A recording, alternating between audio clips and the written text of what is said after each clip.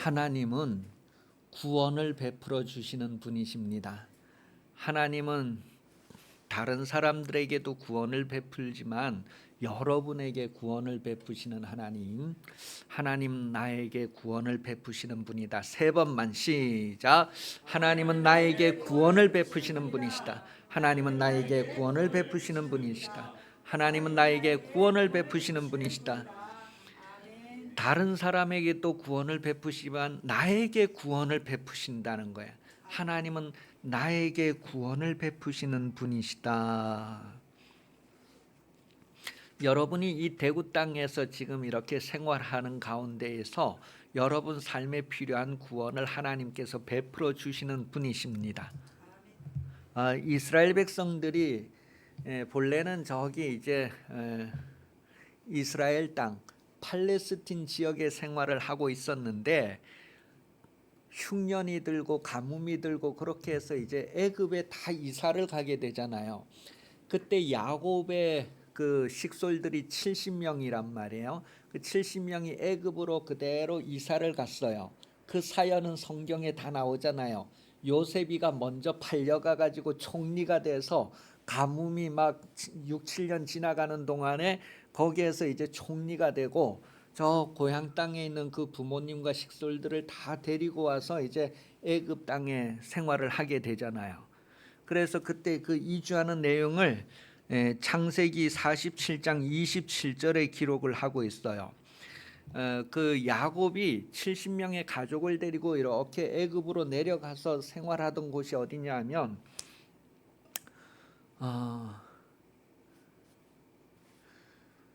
하여간 제 손가락 이게 뭐가지 보입니까?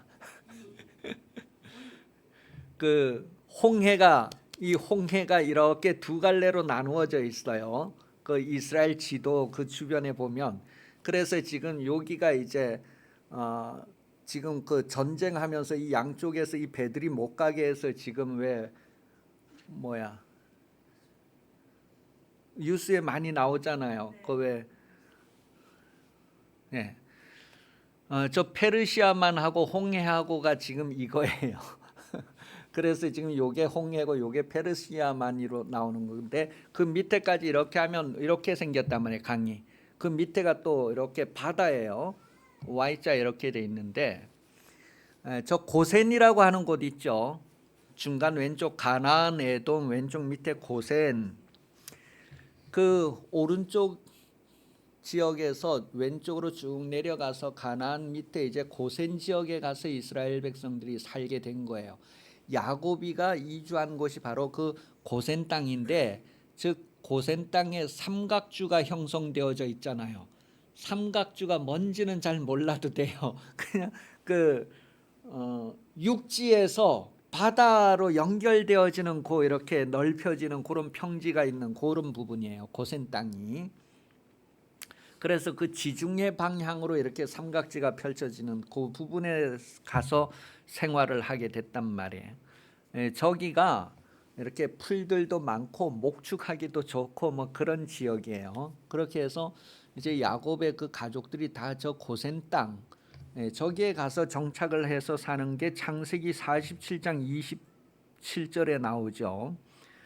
거기 보면 이스라엘 족속이 애굽 고센 땅에 거주하며 거기서 생업을 얻어서 생육하고 번성하였더라. 거기서 아주 잘 살았단 말이에요. 자, 그렇게 해서 잘 살고 점점 사람들이 많아지면서 이스라엘 백성들이 애굽 사람들보다 더 많아지고 더 강성해지는 거에 대해서 바로가 겁이 났어요. 그래가지고 이제 노예를 삼아서 더 학대하고 막 그 남자들 태어나면은 막 이제 출산을 줄이고 막 이러는 정책도 펴고 이래도 이스라엘 백성들은 막 몸도 건강하게 태어나고 막 이렇게 강성해져 가는 거에 대해서 두려움을 느껴서 더 억압을 하고 뭐 그럴 때 이제 모세가 보냄을 받아서 이제 출애굽이 일어나는 거예요. 그 이제 저 고센 땅이 라암세스라고도 하는데 그 라암세스가 경상북도라면 고센은 대구 뭐 이런 식으로 이 경상북도 안에 대구가 있는 것처럼 이 고센 땅은 람세스 지역이란 말이에요. 그래서 이제 출애굽을 할 때 이 람세스에서 출발을 했다 그렇게 표현도 해요. 그렇게 이스라엘 백성들이 이제 애굽에서 이렇게 나올 때에 그냥 뭐 하루아침에 나오고 쉽게 나온 것이 아니고 모세가 바로 형님 아론과 함께 바로 왕을 수없이 찾아가서 내 백성을 내보내라고 하신다. 내 백성을 내보내고 여러 번 그렇게 찾아가도 안 내보내고 이러는데 이제 10가지의 재앙이 내려오잖아요. 애굽에 10가지의 재앙이 내려오고 마지막에 이제 장자가 죽는 재앙이 내려온 후에 바로가 이스라엘 백성들 나가라. 다 나가라. 다 나가라. 어디서 들어본 발음 같지요? 다 나가라. 일본 발음 아니에요? 바로가 다 나가라 그래서 출애굽이 된 거예요. 그래서 이제 다 처음에는 다 나가라 안 했어요. 처음에는 너희 남자들만 가라, 어른들만 가라, 애들은 남겨두고 어른들만 가라. 근데 나중에는 아유 가축은 놔두고 사람만 가라. 그런데 나중에 이제 다 나가라. 그래서 이제 모든 거 다 나가라뿐만 아니라 우리 그냥 빈손으로 나갈 수 없다. 그래서 막 집집마다 옆집에 애굽 사람들 집에 들어가서 그 은금 패물을 다 요구하게 하니까 그대로 다 내주었다 그랬어요. 그렇게 해서 은금 패물을 다 가지고 이제 나가는 거예요. 그렇게 해서 출애굽을 해서 오늘 본문의 내용은 시내산 앞에 온 거예요. 출애굽을 한 지 며칠째라고요? 한 달이 되었어요. 한 달. 한 달이 아니고 3개월이죠. 1절 오늘 본문 1절에 보면 출애굽을 하고 나서 3개월이 되었다 그렇게 표현을 했어요. 이스라엘 자손이 애굽 땅을 떠난 지 3개월이 되던 날 그들이 시내 광야에 도착을 했다는 거예요. 3개월. 여러분 왜 이 3개월이냐 하면 사람이 이제 어떤 습관이 만들어지는데 3개월이 된대요. 이제 그 사람이 변화되는 데 있어서는 21일이면 변화되고 그거를 이제 계속 3개월을 하면 습관이 된다는 거예요. 그래서 이스라엘 백성들이 이제 애굽에서 떠나서 3개월이 되었다는 것은 어떤 습관이 이제 딱 들었다는 거예요. 그런 때가 된 거예요. 그러니 여러분 애굽에 있을 때 이스라엘 백성은 어떤 상태로 있었죠? 노예 상태로 있었어요. 노예 상태로 있었던 사람들이 3개월 동안 이제 개조되는 거예요. 3개월이 딱 돼서 이제 새로운 습관이 이제 딱 들 때가 됐다는 거예요. 지금 시내산 앞에 도달한 게. 그러면 요 3개월 동안이 어떤 이제 변화가 조작이 되었기 때문에 3개월 동안에 이제 새로운 습관이 들 때가 되었을까 했을 때 오늘 본문에서는 독수리 날개로 이제 업어서 옮겼다 그런 표현 속에서 독수리가 자기 새끼들을 훈련시킬 때 비행하는 걸 훈련시킬 때 어미 독수리 날개 쫙 위에 새끼들을 다 얹어 갖고 가서 기우뚱해서 다 떨어뜨려서 이제 막 떨어지잖아요. 그러면서 이제 날개에 힘을 얻고 뭐 그렇게 해서 이제 막 날아가고 하는데 처음부터는 못 나니까 막 떨어지면은 뭐예요? 이게 딱 비행해서 가서 딱 날개 위로 받아 올리고 이런 걸 계속하는 거예요. 그걸 계속 반복해요. 그 반복하는 동안에 새끼들이 막 날으려고 얼마나 힘쓰겠어요. 그죠? 떨어지는 순간 죽는 줄 알고 안 죽으려고 얼마나 힘을 많이 쓰게. 그래서 나중엔 이 힘이 생겨서 이제는 비행을 하게 되는 거예요. 그런 훈련을 계속 시키는 거예요. 자, 그러면 출애굽을 하고 나서 시내산 앞에까지 올 때까지 이스라엘 백성들을 하나님께서 3개월 동안 그와 같은 반복되는 훈련을 시킨 거예요.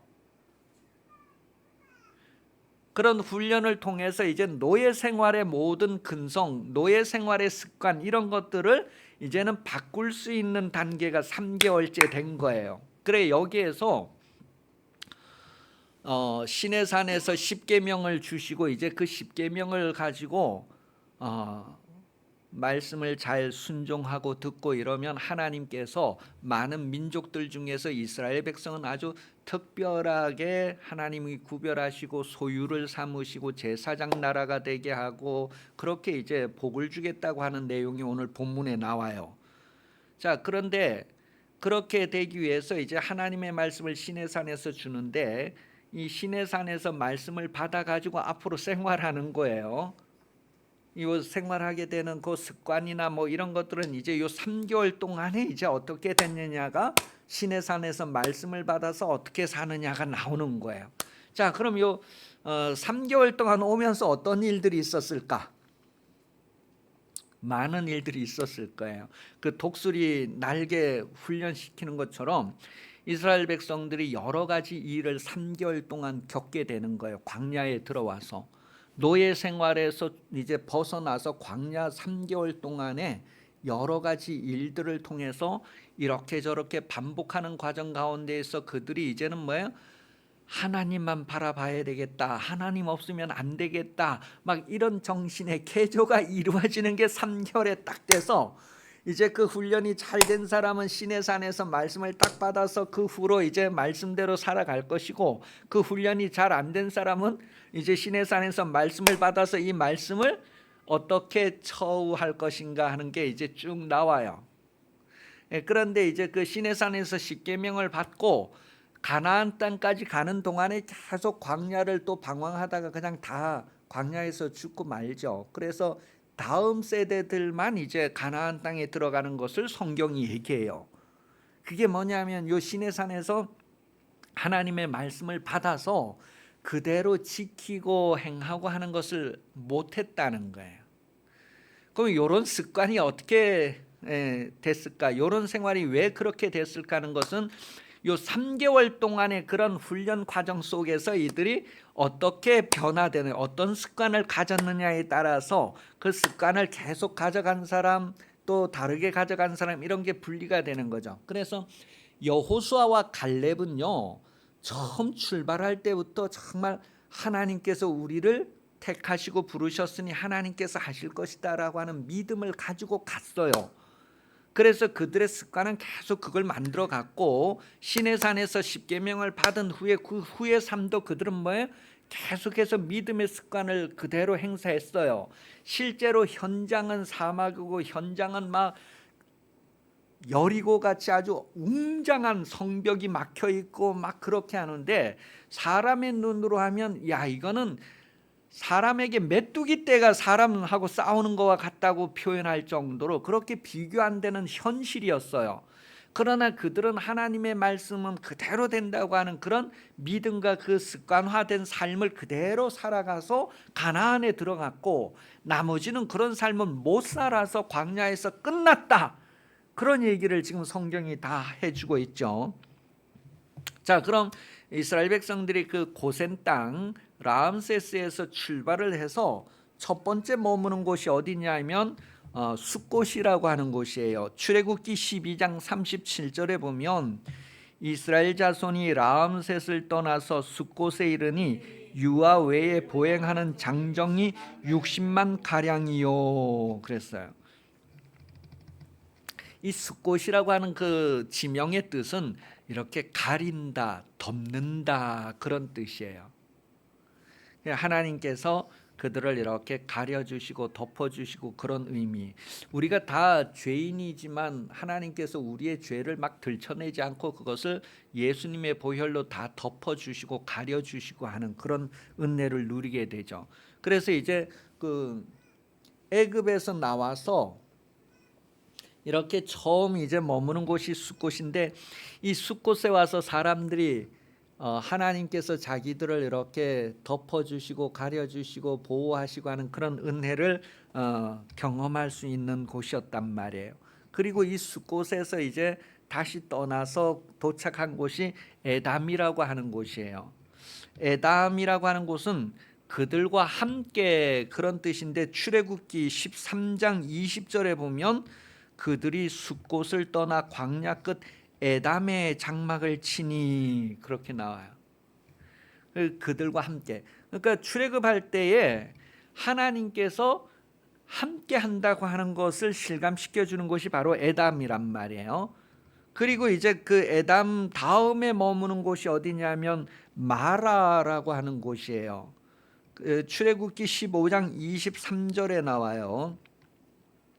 마라는 쓴맛 그런 뜻의 이름이에요. 마라. 그래 출애굽기 15장 23절에 보면 마라에 이르렀더니 그곳 물이 써서 마시지 못하겠으므로 그 이름을 마라라 하였다. 자, 이렇게 지금 이제 출애굽을 하고 나서 어디 머물렀다가 어디 머물렀다가 어디 머물렀다 어디 머물렀다 이렇게 쭉 머물렀다 가는 그런 모든 순간들이 마치 독수리의 날개 위에서 떨어뜨렸다가 다시 받아내고 떨어뜨렸다 다시 받아내고 하는 그런 계속해서 그들에게 있어서 어떤 습관을 들이는 그런 기간이 이제 3개월 동안 쭉 지나가는 것을 오늘 성경은 독수리 날개로 너희를 업어 옮겼다 그런 표현을 하고 있는 거예요. 지금 계속해서 이제 사건이 일어나고 또 해결이 되고 사건이 일어나고 해결되고 그런 것들이 계속 반복되는 과정에 있어요.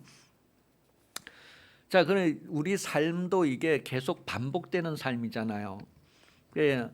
어려움이 왔는데 어려움을 극복하면 또 다른 어려움이 오고 극복하면 또 다른 어려움이 오고 뭐 그런 거예요. 이스라엘 백성들이 광야에 나왔을 때 계속 문제가 연속되어지고 그 문제 속에서 연속해서 구원하시고 그런 과정을 쭉 지나면서 이제 3개월이 되었을 때에는 습관이 될 만하다는 거예요. 그래서 이제 하나님께서 그들에게 말씀을 주시고 그 삶이 어떻게 되는가를 계속해서 확인하는 내용이 성경에 나와요. 그다음에 마라에서 이제 그들이 물이 없음으로 막 원망하고 저주하고 막 그러다가 이제 또 하나님이 물을 주셔서 마시게 되잖아요. 그죠? 그러니 그들이 원망하든지 뭐 정말로 하나님께 구해서 감사하든지 이런 것들이 습관이 이제 정착되는 게 이제 3개월 걸려서 나오고 있는 거예요. 그다음에 엘림이라고 하는 곳에 도착해요. 그 마라에서 이제 물 마시고 나서 이제 또 다음에 가 머무는 곳이 엘림인데 출애굽기 15장 27절에 나와요. 거기에는 종려나무가 있었다 그런 표현을 하고 있어요. 그래서 엘림은 나무들이 있다고 하는 의미로 그 지명이 엘림 나무들 그런 의미예요. 나무들이 거기에 많이 있는 곳에 이제 이렇게 진치고 그다음에 엘림에서 또 출발을 해서 다음에 나간 곳이 민수기 33장 13절에 보면 돕가라고 하는 곳에서 이제 또 머물게 돼요. 이 돕가의 뜻은 두드린다, 두드림 그런 노크 그런 뜻이에요. 돕그. 하나님께서는 계속해서 이렇게 막 깨우고 일깨우고 뭐 계속해서 반복하는 그런 것들을 확인하는 지역이에요. 이 돕가에서 또 떠나서 다음에 간 곳이 이제 르비딤이란 말이에요. 오늘 이제 그 시내산 앞에 이제 르비딤 평야에 이제 도착한 거예요. 그래서 르비딤 이름의 뜻은 평지, 평원 그런 뜻인데 출애굽기 17장 1절에 나와요. 출애굽기 17장 1절에 보면 이스라엘 자손의 온 회중이 여호와의 명령대로 신광야에서 떠나 그 노정대로 행하여 르비딤에 장막 쳤으니 백성이 마실 물이 없는지라.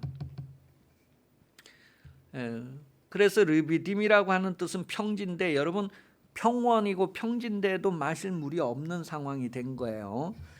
이런 모든 상황을 계속 반복하면서 이제 그들이 어떤 습관이 들었을 거예요.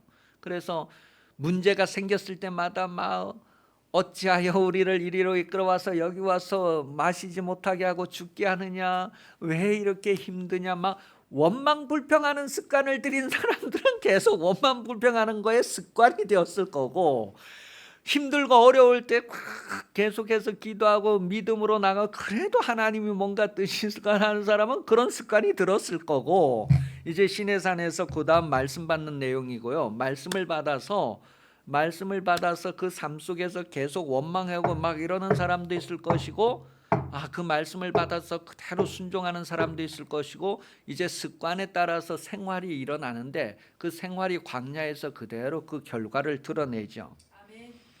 당신은 어떤 습관을 가지고 있습니까? 옆 사람에게 2번씩 물어보십시다. 시작.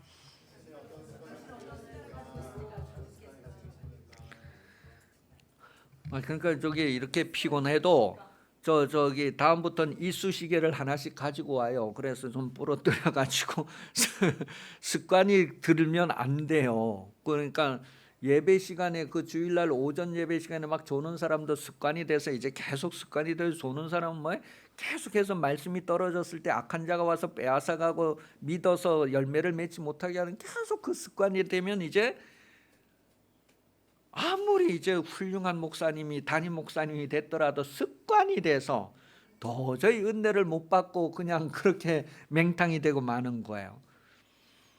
여러분, 좋은 습관을 어렵고 힘들어도 하나님께서 우리를 부르셨으니 하나님께서 길을 여실 것이다. 나는 하나님께서 우리에게 주실 것을 믿는다. 저 아무리 거대해도 저 무너진다. 아무리 장대해도 하나님이 우리에게 붙이시면 우리가 이긴다. 뭐 이런 거 습관이 된 사람은 뭐예요? 그 습관으로 가나안을 들어가는 거고, 원망불평하는 사람은 모든 게 다 원망불평할 이유가 되는 거예요.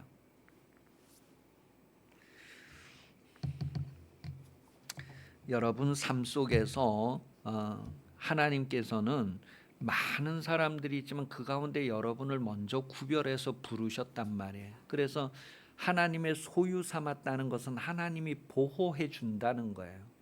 여러분이 하나님의 자녀가 되었다는 것은 하나님이 아버지가 되시기 때문에 여러분의 모든 사정과 형편을 다 돌보시는 분이다라는 것이 확정되어져요. 우리는 근심하고 걱정하지만 내일 일을 당장 알지 못해요. 내일 어떻게 될지. 하나님께서 오늘까지 고생해서 견디면 내일은 내가 복을 주겠다 했을 때 사람은 내일을 알지 못해요. 내일도 오늘 고생이 계속 될 줄 알고 힘들었는데 내일은 하나님께서 또 내일에 일을 하신다고 하는 거에 대해서 믿고 하나님을 인정하는 삶을 살 것인가, 아니면 우리가 그냥 옛날의 습관대로 그냥 우리가 육신에서 나오는 습관대로 익숙하게 그렇게 하나님 앞에 생활을 할 것인가, 그런 거를 생각하게 해줘요. 그래서 하나님이 우리를 소유 삼으시고 보호하신다는 것에 대해서 정말 이런 믿음을 가지고 힘들고 어려운 상황 속에서도 하나님이 나를 아시고 보호하신다고 하는 그런 믿음이 있으면 안전을 할 수가 있어요. 풍랑이 일어나도 안전을 할 수 있고, 예수님께 구할 때 원망하고 불평하는 투로 구하지 않고 믿음으로 구하게 되겠죠. 저는 그 왜 이제 군대 가가지고 이렇게 막 구보하고 뭐 이러는 거 힘들어요. 그 막 나는 이렇게 그 구보할 때 어떤 마음을 가지고 구보를 했냐면, 이렇게 뛰다가 막 심장이 멈춘다 그래도 하나님이 나와 함께 하신다고 하는 그런 생각을 하면서 막 뛰었거든요. 내가 뭐 쓰러져서 죽어도 하나님이 함께 하시고 뭐 나는 구원받고 천국 간다 뭐 이런 거로. 그래서 막 이렇게 구보하고 막 할 때 그 막 하나님을 생각하면서 저는 구보하는 그런 삶을 살았어요. 믿거나 말거나. 저는 개인적으로 그렇게 정말 그렇게 했었다고요. 구보를 안 해보신 분들은 몰라요. 엄청 힘들어요. 그때 막 그냥 속으로 막 원망하고 불평하면서 구보하는 사람도 있을 거고, 저같이 제가 뛰다가 쓰러지는 것도 하나님께서 다 아시고 나와 함께 하신다 막 그런 거를 이제 위안하면서 뛰는 사람도 있을 거고, 속에서 막 아주 힘들어하면서 막 그렇게 뛰는 사람도 있을 거고, 여러 가지 사람이 있을 거예요. 저는 그렇게 지냈었어요. 그래서 참 제대하는 게 얼마나 감사한 줄 아십니까? 제대 안 하는 사람도 가끔 있는데 제대하는 거 너무너무 기쁜 일이에요. 그렇게 해서 저는 그런 시간들을 지났거든요.